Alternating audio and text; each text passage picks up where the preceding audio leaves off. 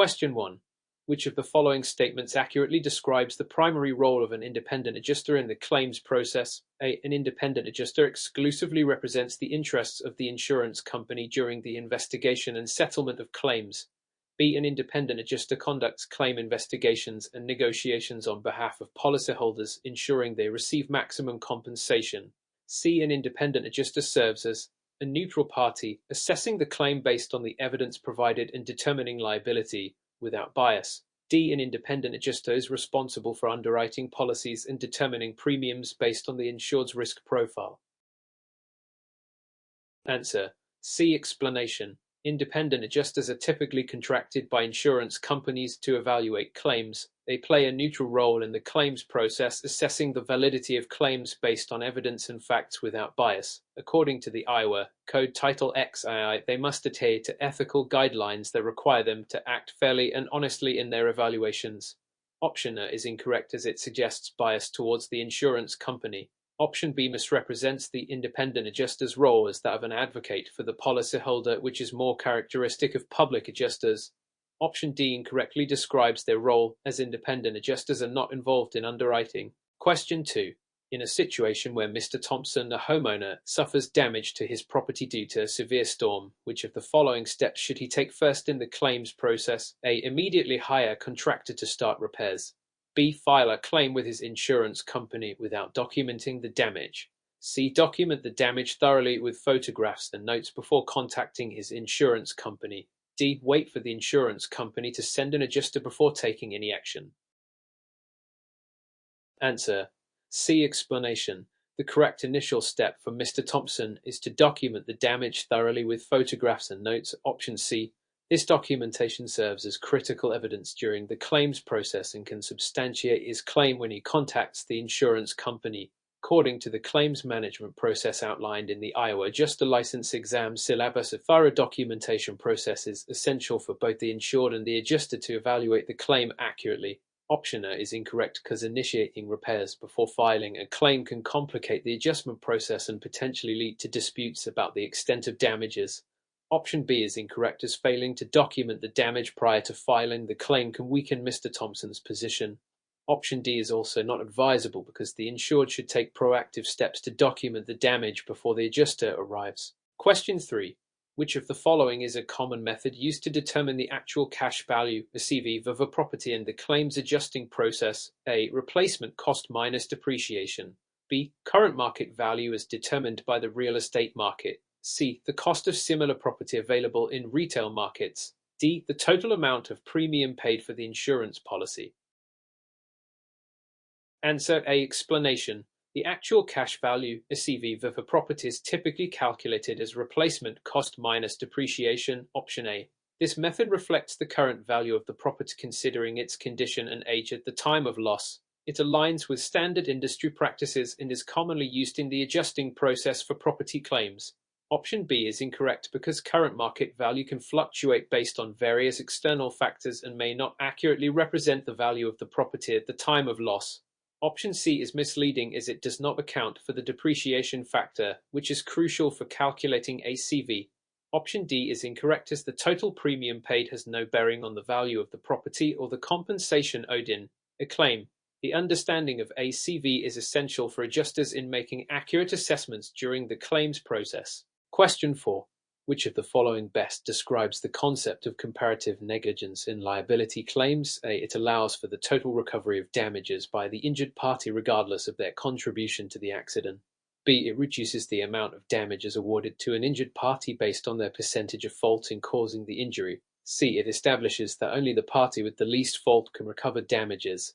D. It provides a fixed formula for calculating damages based solely on economic losses. Answer B. Explanation. Comparative negligence. Option B is a legal doctrine used in liability claims where the damages awarded to an injured party are reduced in proportion to their degree of fault in the incident.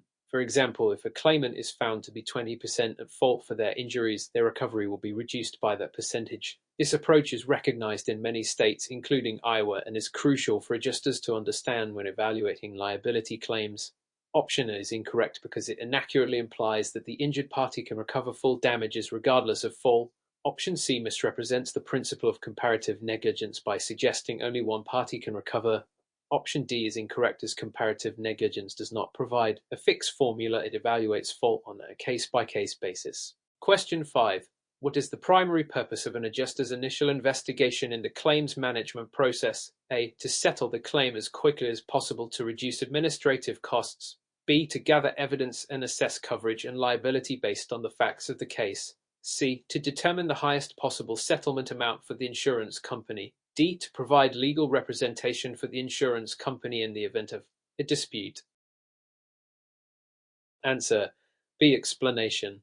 The primary purpose of an adjuster's initial investigation, option B, is to gather evidence and assess coverage and liability based on the facts of the case. This involves collecting statements from involved parties, inspecting the loss site, and reviewing relevant documentation. According to the claims management process in the Iowa Adjuster License Exam syllabus, thorough initial investigations are critical for making informed decisions about claims. Option is incorrect because rushing to settle can lead to inadequate assessments and potential issues later on. Option C is misleading as it implies the adjuster's focus is on maximizing settlements rather than evaluating claims fairly. Option D is incorrect. Adjusters do not provide legal representation but rather facilitate the claims process. Question 6. In a workers' compensation claim, which of the following is NOT typically covered under Iowa law? A. Medical expenses related to the injury. B. Rehabilitation services for the injured employee. C. Compensation for pain and suffering due to the injury. D. Temporary total disability benefits during the recovery period. Answer. C. Explanation. Compensation for pain and suffering, option C, is generally not covered under Iowa workers' compensation law. Workers' compensation is designed to provide specific benefits related to medical expenses, rehabilitation, and wage loss without the need for proving fault or claiming damages for non-economic losses like pain and suffering. Option is incorrect as medical expenses are covered under workers' compensation. Option B is correct because rehabilitation services are typically included to aid the employee's recovery. Option D is also incorrect. Temporary total disability benefits are provided during the recovery period to compensate for lost wages due to the inability to work. Question 7. During the claims adjusting process, which of the following actions is considered a breach of ethical responsibilities by an adjuster? A. Conducting a thorough investigation to evaluate the claim accurately. B. Disclosing confidential information about the claimed to unauthorized individuals. C. Maintaining open communication with the claimant regarding claim status. D. Seeking additional expert opinions when necessary to determine the claim's value. Answer. B. Explanation. Disclosing confidential information, option B, is considered a breach of ethical responsibilities for an adjuster. Adjusters are obligated to maintain the confidentiality of the information they obtain during the claims process as outlined in ethical guidelines and regulations governing insurance practices. Breaching confidentiality can lead to disciplinary actions and damage the trust between the insurer and the insured. Option is incorrect. Thorough investigations are part of ethical responsibilities.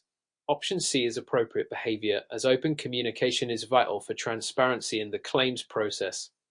Option D is also ethical. Seeking expert opinions can enhance the accuracy of the assessment and benefit all parties involved. Question 8. In evaluating property damage, which of the following is an essential factor for determining the replacement cost value RCV? A. The original purchase price of the property. B. The cost to replace the damaged property with new materials of similar kind and quality. C. The average market value of the property in the current real estate market. D. The depreciation of the property since its purchase. Answer. B. Explanation. The essential factor for determining replacement cost value RCV, option B, is the cost to replace the damaged property with new materials of similar kind and quality. RCV does not account for depreciation and is focused on the current cost of replacement, ensuring that the insured can restore their property to its pre-loss condition. Option is incorrect because the original purchase price may not reflect current replacement costs. Option C is misleading. Market value does not necessarily correlate with replacement costs. Option D is incorrect as RCV specifically excludes depreciation from its calculation. Question 9. What is the main function of an endorsement in an insurance policy? A. To increase the premium costs for the insured. B. To clarify the responsibilities of the insurance adjuster during the claims process. C. To modify or add coverage provisions to the existing policy. D. To terminate an existing policy and replace it with a new one. Answer: C. Explanation. The main function of an endorsement, option C, is to modify or add coverage provisions to an existing insurance policy. Endorsements can be used to tailor a policy to meet the specific needs of the insured or to clarify coverage terms. They are an important aspect of insurance policies and are often utilized to adapt to changes in risk or needs. Option A is incorrect. While endorsements can affect premiums, their primary function is related to coverage modifications. Option B is misleading, as endorsements do not define the adjuster's responsibilities. Option D is incorrect because endorsements do not terminate policies, but they enhance or alter the coverage provided. Question 10. A public adjuster is hired by a policyholder after a loss. What is one key ethical responsibility they must adhere to? A. They can charge any fee they desire, regardless of state regulations. B. They must act in the best interest of the insurance company during negotiations. C. They must not charge a fee until after the claim is settled. D. They must disclose their fee structure to the policyholder before signing a contract. Answer: D. Explanation. Public adjusters must disclose their fee structure to the policyholder before signing a contract. Option D. Transparency in fee structures is a critical ethical obligation for public adjusters to ensure that the policyholder understands the costs associated with their services, according to Iowa insurance regulations. This disclosure is necessary to protect consumers and maintain trust in the adjusting process. Option is incorrect. Public adjusters must comply with state regulations regarding fees. Option B is misleading, as public adjusters are advocates for the policyholder, not the insurance company. Option C is incorrect. While fee timing can vary, the key obligation is transparency regarding fees before engagement. Question 11. What is the primary purpose of conducting a thorough claim analysis during the claims management process? A. To assess the total damages and expedite the settlement process. B. To determine the claimant's eligibility for benefits based on their fault in the incident. C. To evaluate coverage, liability, and damages to make an informed decision on the claim. D. To gather evidence to support a potential legal dispute against the claimant. Answer: C. Explanation. The primary purpose of conducting a thorough claim analysis, option C, is to evaluate coverage, liability, and damages, allowing the adjuster to make informed decisions regarding the claim. This involves reviewing policy provisions, determining the scope of damages, and analyzing the facts surrounding the claim to establish liability. Option is misleading, as while assessing damages is part of the process, the main goal is a comprehensive evaluation rather than simply expediting settlement. Option B inaccurately suggests the focus is solely on the claimant's fault, neglecting the broader analysis of the claim. Option D is incorrect. While evidence gathering is important, it is not the primary purpose of claim analysis. Question 12. In Iowa, which of the following actions is NOT a requirement for maintaining an active adjuster license? A. Completing continuing education requirements every 2 years. B. Submitting a renewal application before the license expiration date. C. Reporting any felony conviction to the Department of Insurance. D. Providing proof of employment with an insurance company. Answer: D. Explanation. Providing proof of employment with an insurance company, option D, is NOT a requirement for maintaining an active adjuster license in Iowa. While adjusters must fulfill continuing education requirements and report felony convictions, they do not need to demonstrate ongoing employment with a specific insurer to maintain their license. Option A is incorrect because completing continuing education is a mandated requirement for license renewal. Option B is correct, as submitting a renewal application is necessary to keep the license active. Option C is also a requirement, as reporting felony convictions is essential for ethical and legal compliance in the industry. Question 13. When adjusting a liability claim involving a slip and fall incident, which of the following factors is crucial for determining negligence? A. The presence of witnesses at the time of the incident. B. The weather conditions at the time of the accident. C. The history of prior incidents at the same location. D. The actions taken by the property owner to maintain safety. Answer: D. Explanation. The actions taken by the property owner to maintain safety, option D, are crucial for determining negligence in a slip and fall liability claim. Under Iowa law, property owners have a duty to ensure their premises are safe for visitors. If it is established that the owner failed to take reasonable steps to maintain safety, it can be a basis for negligence. Option A, while important, does not directly assess the owner's responsibility. Option B, weather conditions, may be relevant but does not inherently determine negligence. Option C is incorrect because prior incidents can inform the owner's duty but do not solely dictate liability in the current situation. Question 14. Mr. Thompson, a property owner, discovers significant water damage in his home after a heavy rainstorm. He believes that the damage is due to a long-standing issue with the roof. What should Mr. Thompson do first to properly manage his claim? A. Immediately file a claim with his insurance company for water damage. B. Conduct a detailed inspection of the roof and document any evidence of pre-existing issues. C. Wait for the insurance adjuster to assess the damage before taking any action. D. Attempt to repair the damage himself to mitigate further loss. Answer. B. Explanation. Mr. Thompson should first conduct a detailed inspection of the roof and document any evidence of pre-existing issues. Option B. This documentation is essential for substantiating his claim and proving the cause of the water damage. Properly recording the state of the roof before filing a claim helps clarify whether the damage was due to a covered peril or a maintenance issue, which is critical for a successful claim. Option A is premature, without evidence of the cause of the damage. Option C is incorrect, as proactive steps should be taken rather than waiting passively. Option D, while aimed at mitigating loss, could complicate the claim if repairs are made before an adjuster assesses the situation. Question 15. In the context of property claims, what does the term actual cash value, or CV, represent? A. The replacement cost of the property without deducting depreciation. B. The market value of the property at the time of the loss. C. The amount an insurance company is willing to pay to settle a claim. D. The original purchase price of the property adjusted for inflation. Answer. B. Explanation. Actual cash value (SCV) represents the market value of the property at the time of the loss. Option B. ACV is calculated by taking the replacement cost of the property and subtracting depreciation. This method ensures that the insured receives compensation reflective of the property's current value rather than its original purchase price. Option is incorrect. ACV does account for depreciation. Option C is misleading, as the settlement amount is not defined by ACV but can be influenced by it. Option D is incorrect because ACV is not determined by the original purchase price adjusted for inflation. It focuses on current market conditions. Question 16. Which of the following is a common ethical issue that adjusters face during the claims process? A. Encouraging claimants to accept the first settlement offer. B. Maintaining a personal relationship with claimants for better negotiations. C. Pressuring claimants to withdraw legitimate claims to reduce costs. D. Providing transparent communication about the claims process to all parties. Answer. C. Explanation. Pressuring claimants to withdraw legitimate claims to reduce costs. Option C is a significant ethical issue in the claims process. Adjusters are expected to act in good faith and uphold ethical standards, which include advocating for fair treatment of claimants and not pressuring them into abandoning legitimate claims for the insurer's benefit. Option is incorrect. While adjusters may suggest settlement options, ethical practices involve ensuring that claimants understand their rights and options.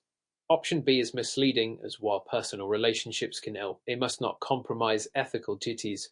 Option D is correct. Transparent communication is an ethical obligation that adjusters should always uphold. Question 17. In a claims dispute involving a property insurance policy, which of the following factors can lead to a claim being denied? A. The damage occurred due to a covered peril. B. The policyholder failed to report the loss in a timely manner. C. The insurer provided or requested documentation for the claim. D. The insurer conducted an extensive investigation into the claim. Answer. B. Explanation. A claim can be denied if the policyholder failed to report the loss in a timely manner. Option B. Most insurance policies require prompt reporting of losses to allow for adequate investigation and assessment. Delays can hinder the insurer's ability to evaluate the claim effectively and may result in denial. Option is incorrect because a claim based on a covered peril should not be denied. Option C is incorrect, as providing documentation typically supports the claim rather than leads to denial. Option D is also incorrect. An extensive investigation conducted by the insurer is part of their due diligence and should not lead to denial unless it uncovers policy violations. Question 18. When evaluating a liability claim, which of the following is an essential element that must be proven to establish negligence? A. The defendant had a duty to act in a certain way. B. The plaintiff had prior knowledge of the potential hazard. C. The injury was not caused by the defendant's actions. D. The insurance policy specifically covers the type of incident that occurred. Answer A. Explanation. To establish negligence, it must be proven that the defendant had a duty to act in a certain way. Option A. This duty of care is a foundational element of negligence claims as it defines the standard of conduct expected to prevent harm to others. If this duty is breached and it leads to injury, the defendant can be found liable. Option B is incorrect. Prior knowledge by the plaintiff does not negate the defendant's duty of care. Option C is also incorrect, as proving that the injury was caused by the defendant's actions is crucial for establishing liability, not a disqualifying factor. Option D is misleading, and while insurance coverage is relevant, it does not establish negligence. Question 19. What is the key difference between a direct loss and indirect loss in the context of property insurance? A. Direct loss involves damages to personal property, while indirect loss relates to financial losses due to an event. B. Direct loss occurs due to natural disasters, whereas indirect loss is related to theft. C. Direct loss requires immediate payment, while indirect loss may be settled over time. D. Direct loss affects only the insured property, while indirect loss impacts third parties. Answer A. Explanation. The key difference between direct loss and indirect loss, option A, is that direct loss involves damages to personal property directly caused by a covered peril, whereas indirect loss refers to financial losses incurred as a consequence of direct loss, such as lost income or additional expenses during property repairs. Option B is incorrect as it inaccurately restricts the definitions to specific causes. Option C is misleading. In both types of loss may be settled based on policy terms rather than a timing criterion. Option D is incorrect. While indirect loss may impact third parties, it primarily concerns the financial ramifications for the insured. Question 20. In Iowa, under which circumstances can an insurance company void a policy after discovering that a claim was filed? A. If the insured unintentionally misstated their age. B. If the policyholder failed to disclose a prior insurance claim. C. If there is evidence that the claim was filed fraudulently. D. If the insured had a minor traffic violation. Answer C. Explanation. An insurance company can void a policy if there is evidence that a claim was filed fraudulently. Option C. Fraudulent claims violate policy terms, allowing insurers to deny coverage and potentially void the contract. Misstatements about age or minor violations, options A and D, generally do not lead to policy voidance unless they directly impact coverage terms. Failing to disclose prior claims, option B, may affect risk assessment but doesn't typically result in voiding the policy unless it constitutes fraud. Question 21. Which of the following scenarios would typically be excluded from property insurance coverage under the wear and tear exclusion? A. Structural damage from a recent earthquake. B. Roof deterioration due to aging shingles. C. Broken windows from a hailstorm. D. Water damage from a burst pipe. Answer B. Explanation. Roof deterioration due to aging shingles, option B, falls under the wear and tear exclusion, meaning it is typically excluded from property insurance coverage. Property policies cover sudden accidental events, not gradual deterioration or lack of maintenance. Earthquake damage, option A, hailstorm damage, option C, and sudden water damage from a burst pipe, option D, may be covered depending on policy provisions. Question 22. During a claim investigation, an adjuster notices inconsistencies in the claimant's statements. Which action should the adjuster take to ethically resolve these discrepancies? A. Decline the claim due to suspected fraud. B. Notify the claimant's attorney of the inconsistencies. C. Document the discrepancies and request clarification from the claimant. D. Conclude the investigation with the information at hand. Answer C. Explanation. The adjuster should document the discrepancies and seek clarification from the claimant, option C. This ethical approach allows the adjuster to gather accurate information without making assumptions, prematurely denying the claim or concluding the investigation without addressing inconsistencies. Options A and D would be unethical. Notifying the attorney, option B, is unnecessary unless legal representation has already been established. Question 23. What is an adjuster's primary responsibility when managing a bodily injury liability claim? A. Ensuring the claimant receives the maximum policy limit. B. Determining fault and negotiating a fair settlement. C. Minimizing the insurer's payout by any means necessary. D. Referring the claim directly to litigation.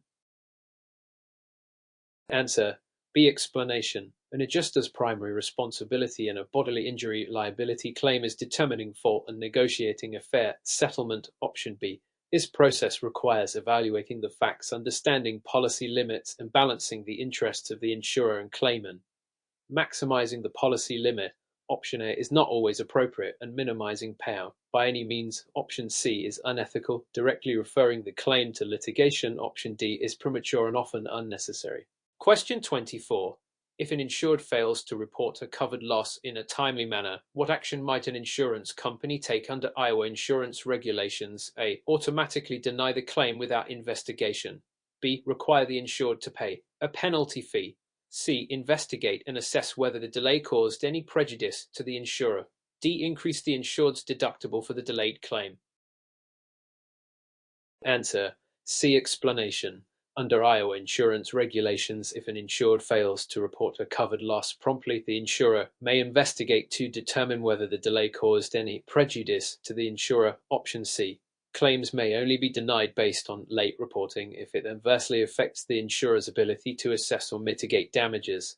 Automatic denial or penalty fees, options A and B, would be inappropriate, and increasing the deductible, option D, is not a standard practice. Question 25.